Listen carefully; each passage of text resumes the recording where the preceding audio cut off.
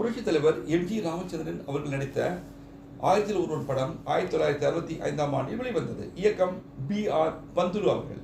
எம்.ஜி.ஆர். அவர்களுடன் Jayalalithaa, M.N. Nambiar, Manohar, Nagesh, S.V. Ramadoss, Vijayalakshmi மற்றும் பலர் நடித்துள்ளனர். இசை விஸ்வநாதன் ராமமூர்த்தி அவர்கள்.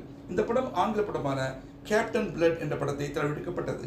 எம்.ஜி.ஆர். அவர்களை வைத்து இயக்கிய B.R. பந்துலுவிற்கு இதுதான் முதல் படம். அதே போல ஜெயலலிதா அவர்களுக்கும் இதுதான் எம்.ஜி.ஆர். நடித்த முதல் படம். படப்பிடிப்பு முழுவதும் கார்வார் என்ற இடத்தில் எடுக்கப்பட்டது. 150 நாட்களுக்கு மேல் ஓடி வசூல் சாதனை செய்தது. எம்.ஜி.ஆர். ஜெயலலிதா ஜோடிக்கும் வெற்றி படமாக அமைந்தது. எம்.ஜி.ஆருக்கு ரூபாய் 23,500 சம்பளமாக வழங்கப்பட்டது. பருவம் என்ற பாடலை இயற்றியவர் வாலி அவர்கள்.